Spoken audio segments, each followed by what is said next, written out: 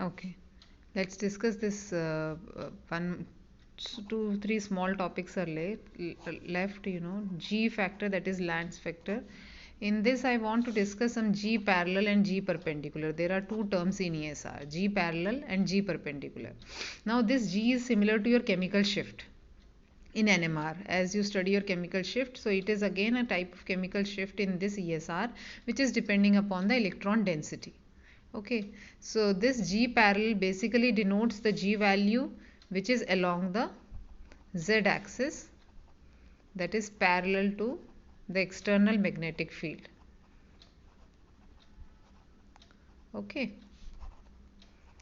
and G perpendicular denotes your G value which is perpendicular to the Z axis, and obviously when it is perpendicular to the Z axis, so it is along or parallel to X and Y axis. Okay, and most of the time what we have observed, every molecule which you are going to take the ESR spectra, it will have its own G parallel and G perpendicular values, and G parallel is always greater than G perpendicular. And there is a G value which is for a electron, unpaired electron, free electron, which is being calculated, and this comes out to be 2.0023. So this will always be less. So the pattern goes like this: G parallel greater than G perpendicular greater than G for electron. Okay.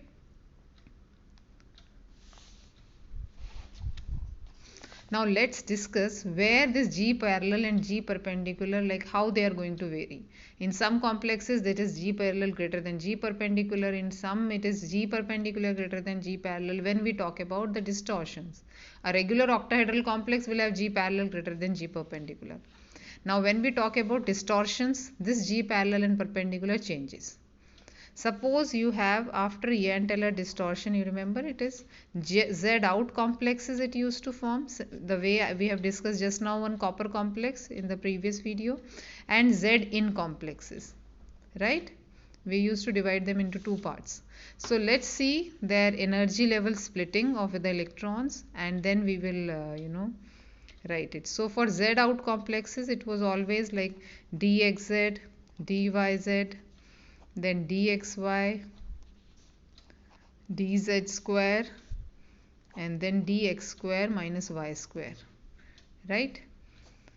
And for these Z in complexes, it used to be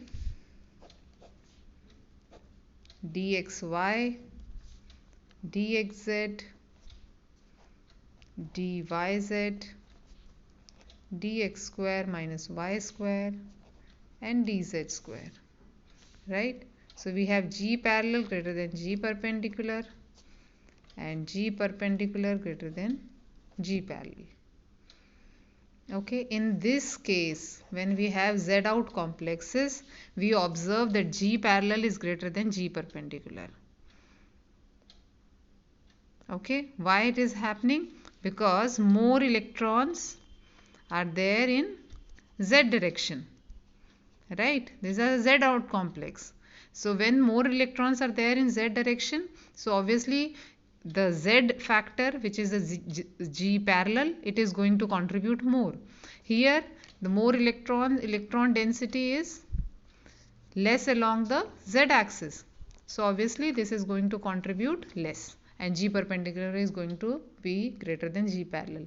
These are direct questions, MCQs, which are asked for ESR in various entrance exams, and nowadays also when you have these tests, so it may be asked. So just be clear about this G parallel and G perpendicular. Okay, and one more thing I'll tell you, just a second. In case of, this was normal Jahn-Teller distortion. In case of a dynamic Jahn-Teller distortion, what happens? When asymmetry is not there in EG orbitals, right? Because it is not because of asymmetry of EG orbitals, it may be because of the ligands. That time we are observing dynamic Jahn-Teller distortion at normal temperature. That time the G perpendicular is always equal to G parallel is always equal to GE. Okay, this is the condition directly asked in so many entrance exams. And in case of static Jahn-Teller distortion, as we saw before, either G parallel or G perpendicular, anything depending on Z in Z out complex, they will always be greater than GE. Okay. So you can just check few questions which are asked before, and you can figure out how these G parallel and G perpendicular questions are asked for you. Okay. Now one more thing we have to discuss in this is, which is a very small topic but quite important, that is Cramer's degeneracy. This question can come for 1.5 marks if you are talking about theoretical. MCQs also it comes. It is also called as zero field splitting. Okay.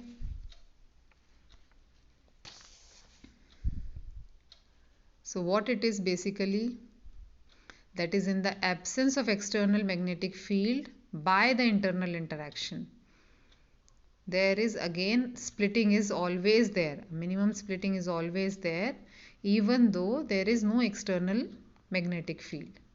Okay.